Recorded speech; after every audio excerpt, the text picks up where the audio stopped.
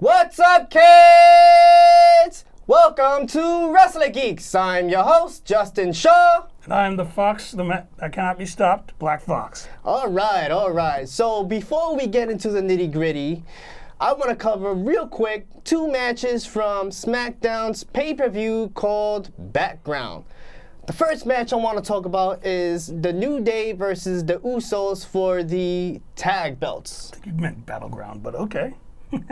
Right, Battleground. It's okay.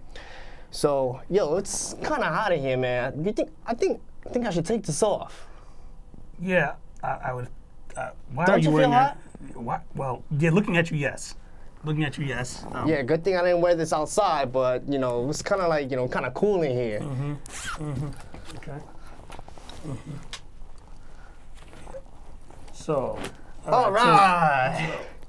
So now I ain't booty, and now I can talk about this match. Okay, let's do this. All right. So the match against the New Day versus the Usos for the tag belts from SmackDown's pay-per-view called Battleground.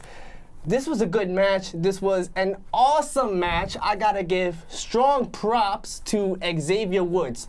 He is one crazy dude. I have to call him one of my favorite cartoon characters, Woody Woodpecker. I mean, that dude is literally crazy. I mean, come on. How the heck are you gonna springboard from one side of the ring and do an elbow drop halfway towards the other side of the ring on one of the Usos? Well, I mean, like, you know, I'm not gonna lie, that was pretty good. And, you know, it was actually pretty awesome. I'm not going to complain about that one. Yo, it seemed like when he did that elbow drop, it looked like he wanted to do that Woody Woodpecker laugh. Like, boom! But he is one crazy dude, man. He is one crazy dude. In Spanish, Woody Woodpecker is often referred to as El Pichone Loco. Let's just leave it at that. Okay. But this was a good match. You know, that move that Xavier Woods did on one of the Usos led them victorious for the SmackDown tag belts. So they're your new WWE Championship. Tag team champions, okay? Almost. Yeah, I didn't want to do the. We can't. Come on, man. You gotta do it. You gotta do it when you. It's like a name slip lag. You gotta say that when you talk about the. No. It's just, you know, that dance you did. You got to though. That's the point. That's the gimmick. But yes. So, New Day, new tag champs. Congratulations to them. Now let's talk about the next one. Randy Orton versus Jinder Mahal for the world title, for the WWE World Championship inside a Punjabi prison match. Now, I gotta say, this was a grudge match between both Jinder Mahal and Randy Orton. For all those who don't remember, at the last event, Jinder and his little minions decided to take it upon themselves and smack and beat up Randy's dad. That led to Randy basically doing everything he can to get his hands on Jinder, and Jinder thinking that, you know, the Punjabi prison was the best way to end the legacy of Randy Orton. And you know what? I'm not gonna lie. Jinder did everything he could to actually, you know, in this fight. You know, the Singh brothers got involved, and well. Singh brothers. Jinder Mahal does not need the Singh brothers. This was a good match. I like how the Punjabi prison was structured. What I liked even more about the Punjabi prison was that they use kendo sticks in the Punjabi prison. Yeah, I think you mean it was more like they use bamboo. Yeah, they're called, those type of kendo sticks, they're called shinais. Shinais. Yeah, well, you're right. He didn't need the Singh brothers, but he did get help from a returning giant himself. Everybody knows him, the Great Khali. Great Khali. And I'm not even gonna lie, as soon as the Great Khali came out, let's be honest, we all thought he should have been able to climb up the cage, but like that. Yeah. But soon like as he just came in the ring like nothing, just walked in. Randy Orton's just standing there, like supposedly shocked. And like if I was him, I'm like, so what? It's the Great Khali. I would have like just climbed over there like Spider-Man. But then he just stood there, shocked supposedly. Yeah. Great Khali comes, he's like, you're not going anywhere. Like he just held him like by the neck, and Randy Orton is like, I can't move. Yeah, well, like that. And of course, Jinder took that time to get out of the prison. Hence, we still have your WWE champion, the modern day Maharaja. Speaking of which, I believe it was the last 2 or 3 Smackdown episodes after Battleground, where Randy Orton and Jinder Mahal had a grudge match. Yeah. So during that match,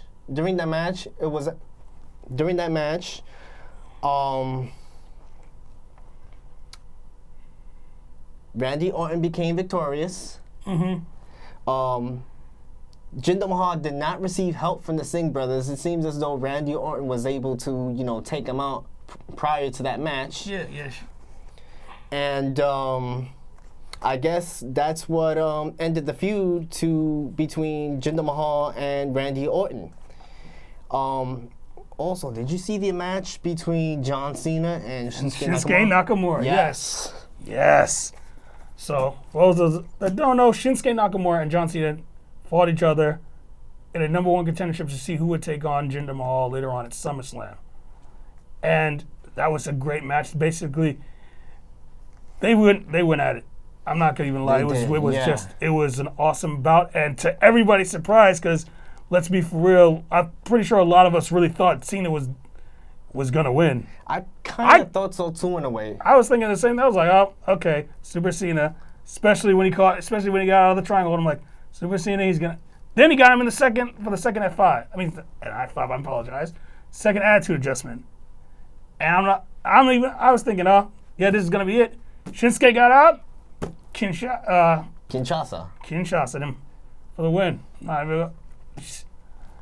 I'm happy. I'm happy as a fan. Happy too. I'm happy as a fan.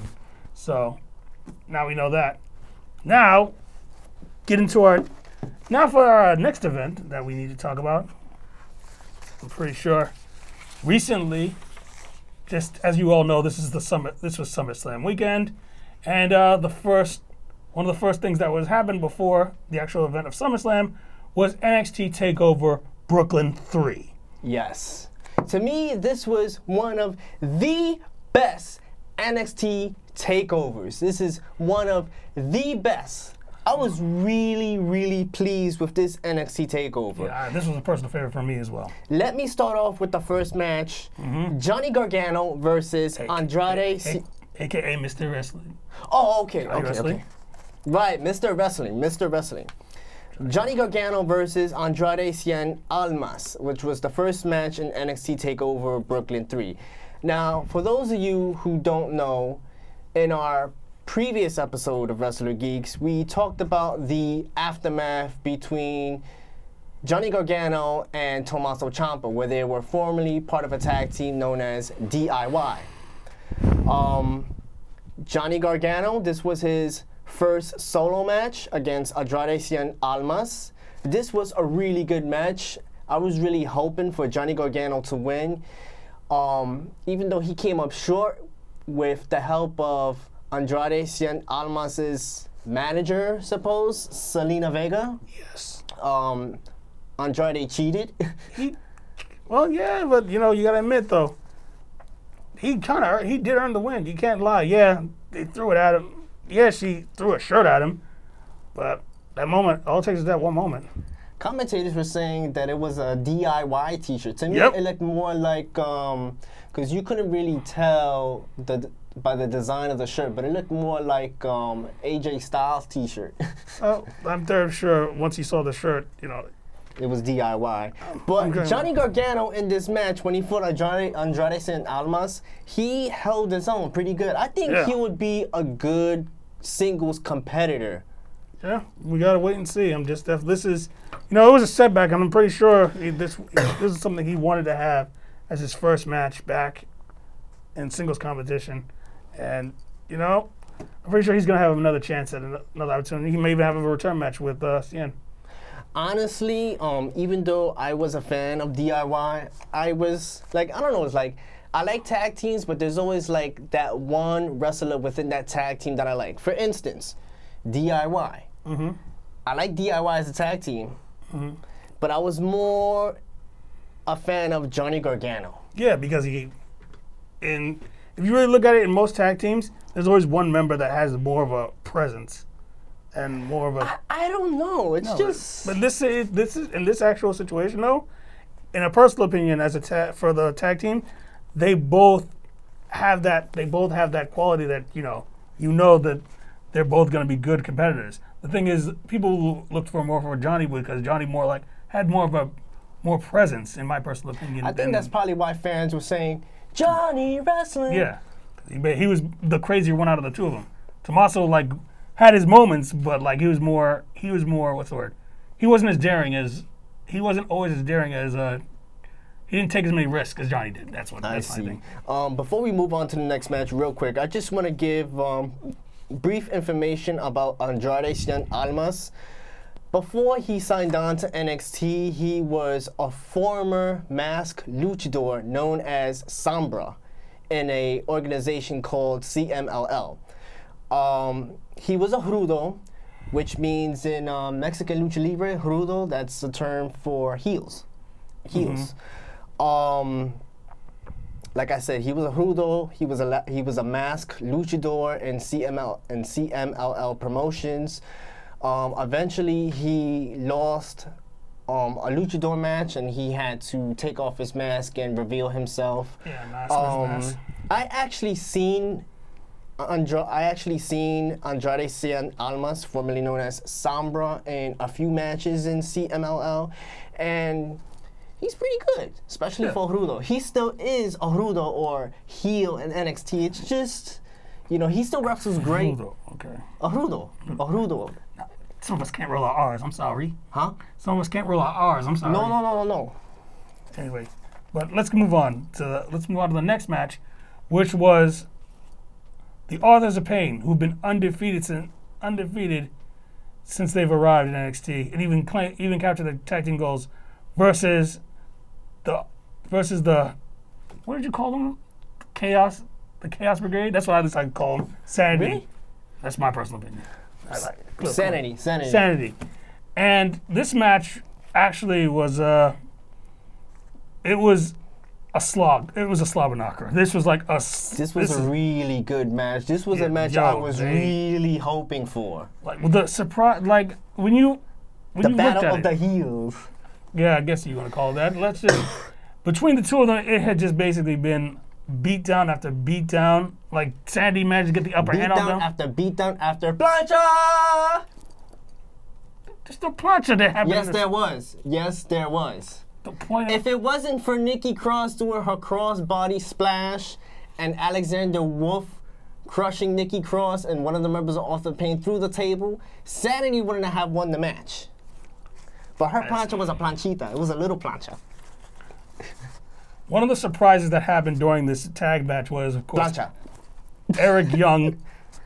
Eric Young actually switched with Killian Dane. Oh yeah, that was cool.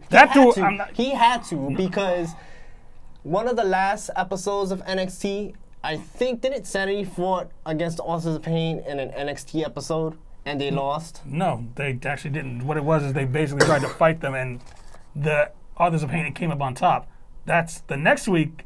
That's when Eric Young got involved, and they managed to actually, get one over on them, right. Which led to this match. And they just changed the strategy with Eric Young. And Eric Young, I'm not even gonna lie, he ended up proving the fact that Sanity is a threat.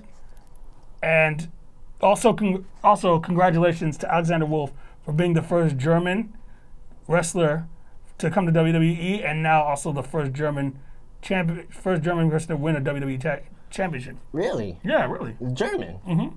Wow. Right, respectful. Well, the surprise after this match that happened was as Sanity was enjoying their victory, their hard-fought victory, they were attacked by two people you might know. One, Bobby Fish, and the other one, you want to say it since you know this guy? Kyle O'Reilly, one of my favorites. Both men had been in singles competition. I believe they both lost to Alexander Black. I'm not sure. I think Alistair Black. Alistair Black. Alistair Black is a good competitor. Yeah, they both lost to Alistair Black. Now, being that they came out together and started beating up on everybody, including Sanity. Yeah, and the Authors of Pain. And the Authors of Pain. It makes me wonder, well, for those who've seen NXT Takeover Brooklyn, they are going to be a tag team, but are they going to remain formerly known as Red Dragon? Oh, we got to wait and see. Now we move on to the women's portion of this match. Yep. This was this is some people look at it as a revenge match, if you will. Ember Moon. Promotional-wise, it was. Yeah. Especially for Ember Moon. Ember Moon, yeah. Yeah. For those that don't know, a while ago, Nikki Cross in a battle royal, it came down between Nikki Cross, Ember Moon, and Ruby Riott to see who was going to take on Asuka for her NXT Women's Championship. Asuka inserted herself in there and just beat up everybody. And unfortunately, one of the casualties was Ember Moon hurting her shoulder. And after that, Ember Moon took her time. She recovered. She licked her wounds. She came back fiercer and stronger, and she looked to actually be the one to defeat Asuka. Now, the last time they fought, it was a close fight. Till Asuka, some say, actually, she shoved the referee on purpose. Some say otherwise. Well, you look at it, it kind of looked like it was on purpose. But this was, if you will, a hard-fought battle. This was like a battle between a true challenger versus champion battle, where for Asuka, what was on the line was her winning streak, her 504 days as champion, whereas Ember Moon, who wanted vengeance for not only vengeance for getting injured, but a moment to reclaim what she felt was taken from her. Because in all actuality, she almost beat Asuka, and it was, I'm not gonna lie, she came up short. It wasn't, she did everything. She hit her with the, she hit her with the move. It was a good match, but it's just the moment when she got hurt, that was pretty much, I don't want to say it was pretty much it for her, but that's how she ended up, you knew that was, she was going to target it. And when, we all thought when she hit her with the Eclipse, we all thought it was over. Asuka kicked out. She hit her with the super kick. At that last moment when you thought Asuka was trying to actually use the referee again.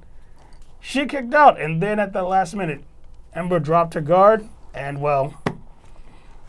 she's a good combatant for the women's division in NXT. Mm-hmm. It's just what bothered me about the match. It was a good match, but it's just once she showed signs of injury again, that was pretty much it for her. I think it was a little too soon for her to fight after healing from her injury. I say if she's gonna go after Asuka again for the belt, she needs to have a few more matches in NXT, boost her confidence, do more promos, and then go after Asuka for the belt. Well, for what it was worth, I thought Ember Moon, it might not be much, she might have lost it, but I'm sure she'll get another chance. And I think so too. I personally believe that Ember, you did a great job out there. Sorry, you ended up losing. Now we move on to the next fight, next bout, which was Aleister Black versus Hideo Itami. I'm not gonna even lie. This is basically a striker. This is a striker fight. They went at it. Aleister Black, who if you looked at it, has made quick work of most of the opponents he's had. This is one of those battles where Hideo took it to him. It was reversal strikes, knees and elbows to faces. I'm not even sure. I really thought he got his nose broken. Hideo Itami showed the fact that he is definitely, even though he didn't win the NXT championship, he was still a threat. And he showed that in this bout. He came up short. Aleister Black ended up hitting him with Black Mass at the last moment. The reason why Hideo Itami came up short was I noticed Hideo Itami was having his temper tantrums in the ring. Yeah. And yelling at the crowd, "You give me respect." But any match with Aleister Black, I already know off the top of my head, is going to be a striking match. Like, Aleister Black is a unique wrestler. They keep saying that he's a kickboxer. Every time when I see Aleister Black in NXT, I think of another kickboxing promotion called Glory, but this is Wrestler Geeks, not Fight Nerds. Yeah, but it's interesting. It's interesting how Aleister Black incorporates his kickboxing training in the wrestling ring. Yeah, definitely, and he just showed it. Like, you've seen anybody get hit with Black Mass, you go to sleep. Yeah. And you know what? I'm not gonna lie, it was a hard-fought battle. Aleister Black ended up winning in the end. I felt bad, like Hideo. This puts a damper on Hideo once again, trying to improve himself, trying to get the respect he deserves, and he really did deserve the respect because you remember back then when he first started, like, he was one of the hottest free agents. Mm-hmm. And unfortunately, this happens. Sometimes injuries. It's an unfortunate part of the profession. But that being said, gentlemen both put up a great fight. It was awesome battle. But now we have to move on to our main event. Yes. The main event that had been going on, the man himself, Drew McIntyre, the chosen one, was back, and he was looking to showcase the fact that he really was the reason why he was chosen. And to do that, he felt he had to do it to prove it by becoming the NXT champion. And to do that, he had to take on the glorious one, Bobby Roode. You saw the match as well? Yup. Your opinion? My opinion? Let's just say, like what you said, let's keep it PG. Let's keep it PG. Mm-hmm. But it was a great match. Drew McIntyre was just constantly doing that. What's that drop kick he does? But like it's like the opponent is like on the ground, and it's like he does like this weird drop kick in your face. I think it's just a drop kick, honestly. Okay. You talking about the running one? I think so. The Claymore? That's what it's called? Is that his finisher? That's what's called, the Claymore? Yeah. At least that's what I believe it was. That's what I believe it was. I don't know if WWE's changed the name. But he kept on doing that to Bobby Roode, and Drew McIntyre just wasn't gonna put up with Bobby Roode's nonsense. It was a great match for me, especially because of the fact that Bobby Roode lost the belt to Drew McIntyre. I felt like Drew McIntyre deserved to be the NXT championship. That's all I have to say. That's all I have to say. Sorry, I know you're a Bobby Roode fan, but I respect Bobby Roode. I respect everybody. The fact of the matter, and Bobby Roode has proven that he has the charisma to be one of the top guys for NXT, and maybe one day even eventually WWE. But in the end, he came up short. Bobby Roode lost, and now Drew McIntyre has finally got it. Finally got the championship. And you know what? I'm not gonna lie. Drew McIntyre, this is a road to redemption. Especially since his last run. And now we can honestly, surprisingly say to everybody, and this is to me, this is the weirdest thing, that 2 members of 3MB are now champions. Jinder Mahal and Drew McIntyre. So I'm just gonna say this right now. I really think we may end up seeing Heath Slater versus Brock Lesnar down the line. But Heath Slater is a jobber. So was Drew McIntyre and Jinder Mahal. Drew McIntyre is a jobber? When he was in 3MB. Let's be for real. Anyway, let's talk about what happened afterwards. Yes, the aftermath was awesome because right when Drew McIntyre lifted up the NXT title belt, it had Bobby Fish and Kyle O'Reilly returned. They returned. They started beating the crap out of Drew McIntyre. Mm-hmm. Not only they came into the ring and they started jumping him. You know who else came alongside with Kyle O'Reilly and Bobby Fish and jumped Drew McIntyre? Adam Cole, baby! That's right. It just so happens one of the last Ring of Honor champions has now made his way to WWE and made his presence known.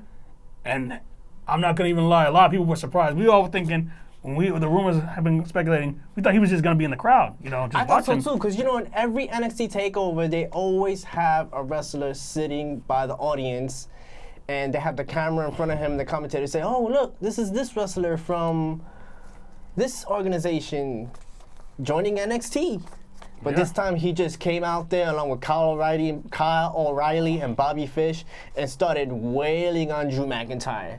This is why I say this was the best NXT ever. I really do hope in the future they have more NXTs like this one. Yeah, that was definitely a great match. There were some great matches in here. And, of course, as you know, Adam Cole, our Red Dragon, they made their presence known. That's definitely one way how you make a statement, by beating up the tag champions and the NXT champion. Well, that was it though. It was a great takeover. I had fun watching it. Me too. I enjoyed every match. Still to this day, I literally jumped out of my bed when Sanity won the belts. Yeah. Because I wanted them to win. I really wanted the Authors of Pain to lose. I really wanted them to lose. And I really wanted Sanity to win the belts against the Authors of Pain. And also the match between Drew McIntyre and Bobby Roode, I jumped out of my bed too when I saw that match and found out that Drew McIntyre is the new NXT Championship. So go home, Bobby Roode. It's not your NXT no more. It's our NXT. Which makes us wrestler geeks glorious!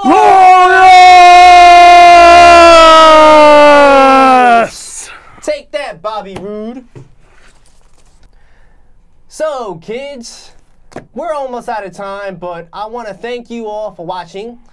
Please feel free to email us at shawjustin576@gmail.com.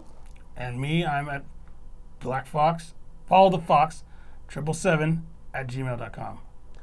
All right, kids, so that's all for today. Have fun, be safe, and don't get into any fights. This is Wrestler Geeks.